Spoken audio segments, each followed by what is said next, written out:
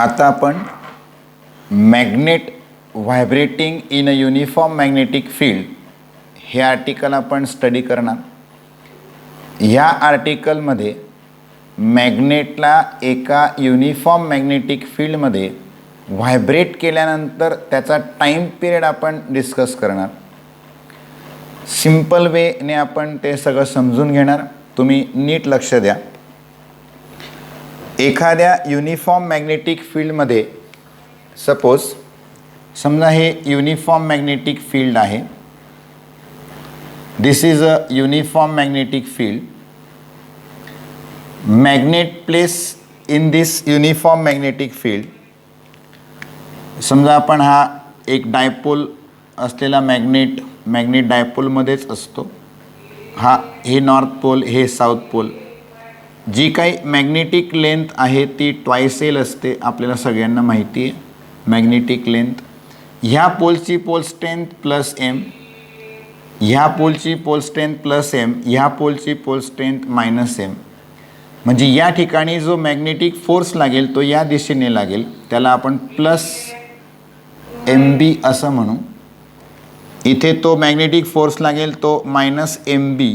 That is force is equal to magnetic pole strength magnetic field. जसं आपण इलेक्ट्रोस्टॅटिकमध्ये F is equal to Q E घेतो, त्याप्रमाणे इथे आपल्याला F is equal to M B घेता येईल.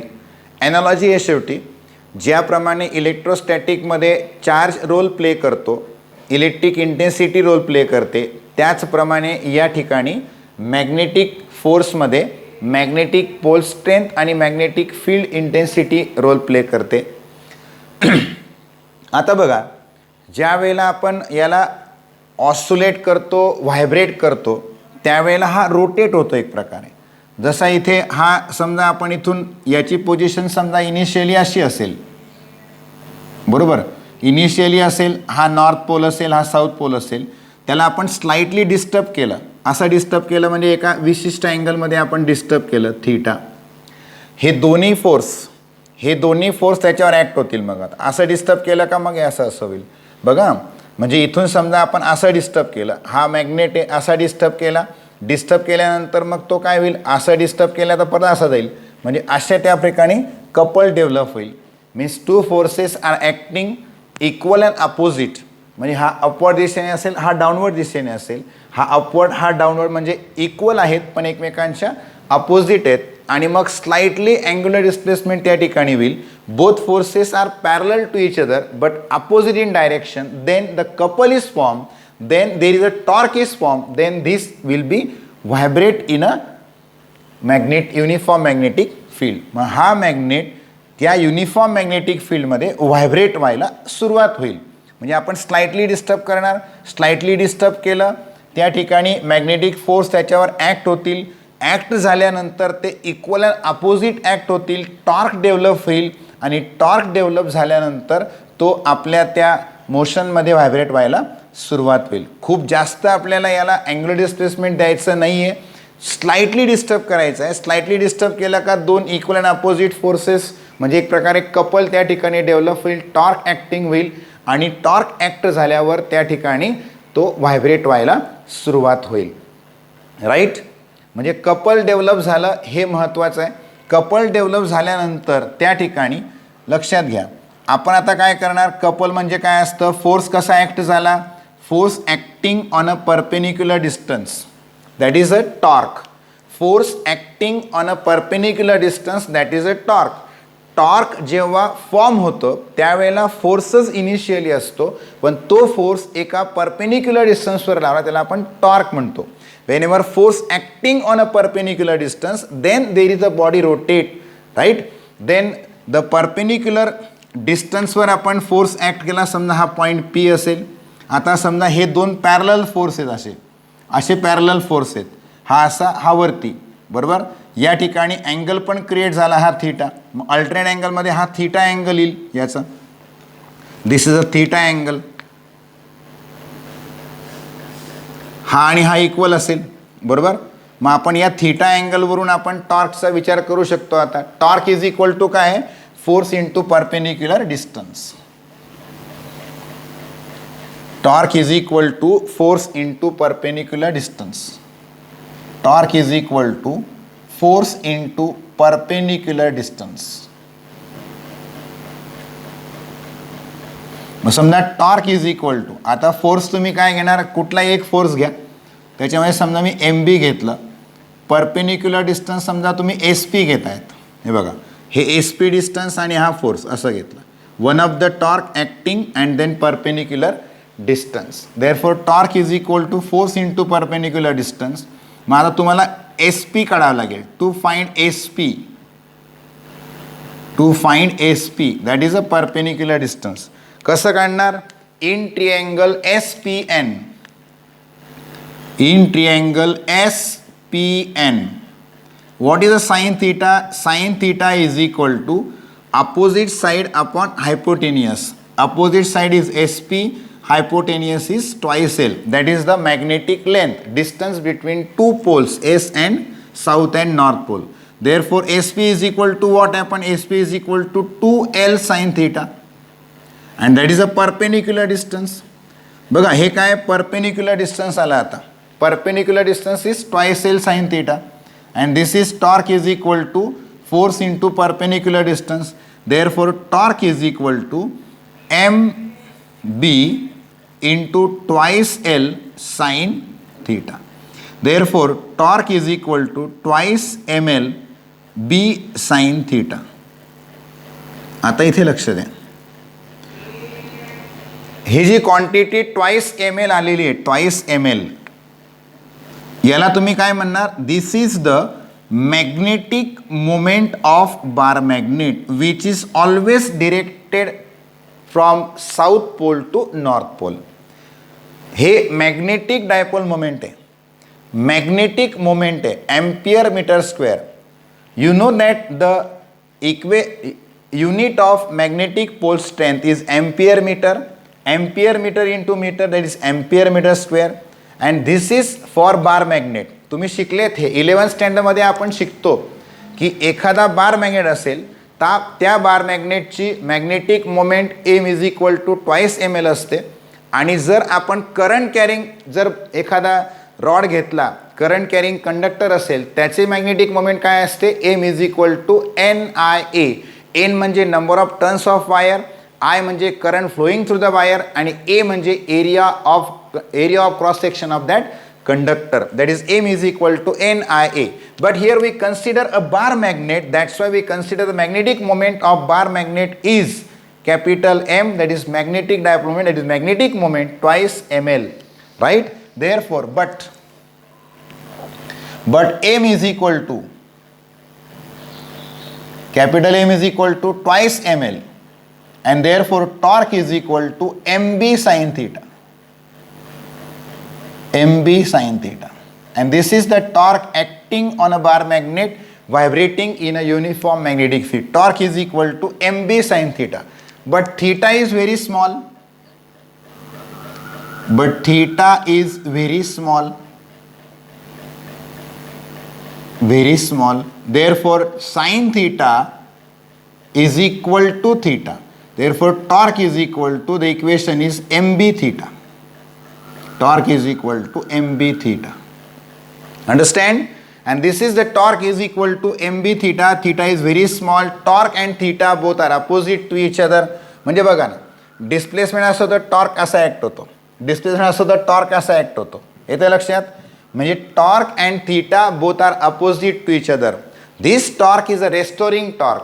Restoring torque is always directly proportional to the angular displacement, and direction are opposite to each other. Means torque is equal to minus MB theta. MB theta. Right?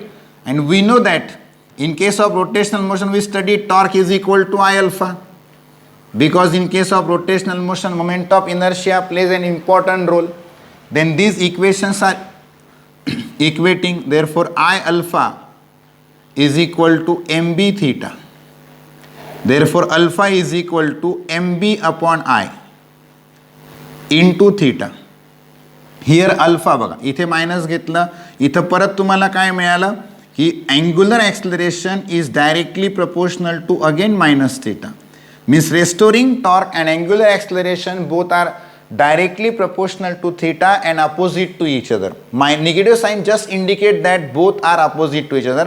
Torque and alpha both are opposite to each other. Therefore, negative sign indicate always the torque and theta, alpha and theta are opposite to each other. लक्षात आलं?